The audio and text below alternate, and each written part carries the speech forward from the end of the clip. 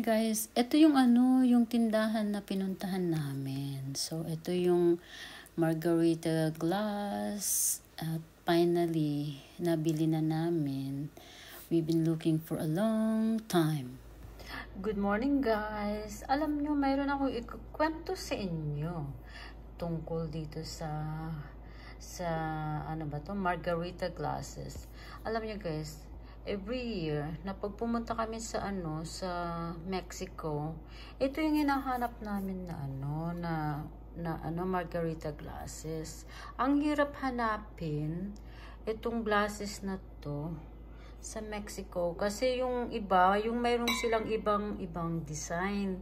So ang gusto na namin itong ganitong kulay ba, ang blue ang cup niya. Ito ang hinahanap namin ng matagal na. Pero sa awa ng Diyos, nung namasyal kami dun sa Playa de Carmen, ito hinahanap namin. Pinuntahan namin lahat ng store, hindi namin makita.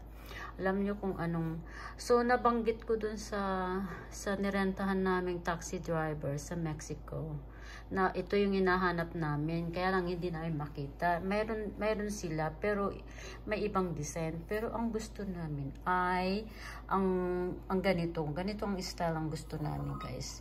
Ito yung margarita na glasses, very classy ba. Kasi yung iba ngayon mayroon ng mga iba-ibang design, pero ito yung hinahanap namin talaga. So ito, so nung nabanggit namin dun sa taxi driver na hinire namin, alam mo, ang mahal ng renta namin dun sa taxi driver kasi ang bayad namin ay 100 US, almost 114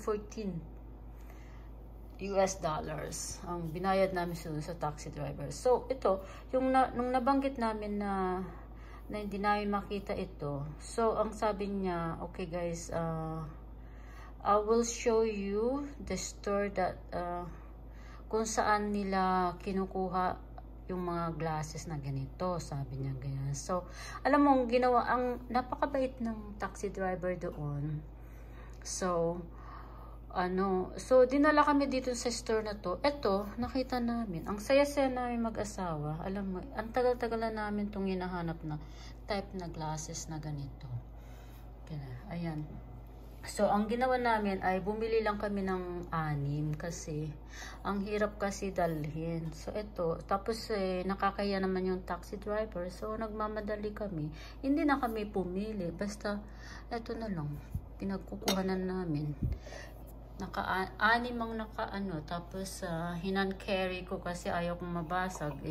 Ang hirap-hirap hanapin. Alam mo naman. So, kapag gustong-gusto mo talaga, makukuha mo talaga. Diba? So, ito yung yung glasses na nakita namin sa Mexico na ang tagal-tagal na namin hinahanap. Hinahanap namin nagtingin kami sa airport, wala silang ganitong klase. Alam ko magkano lang to nung nabili namin dito sa tindahan na to. Nung dinala kami ng taxi driver doon, nasa nasa $12 US. Kapag binili mo to dun sa mga tindahan, sa mga shop, mga $19 ang bayad mo ng isang 19 US dollars. Depende rin kapag nasa hotel ka rin dun sa shop nila, nasa 24 to $25 ang bili mo dito. So nag-shopping around kami. Alam mo naman, gusto namin ng mura-mura. Instead na ibigay namin doon, binibigay na lang sa yung ibang mga iba. Ang sarap ng pakiramdam nang nakabili kami nito. Ayan guys, ayan ang istorya nito. So, salamat sa pagkikinig, salamat sa pakiki watch. Bye guys.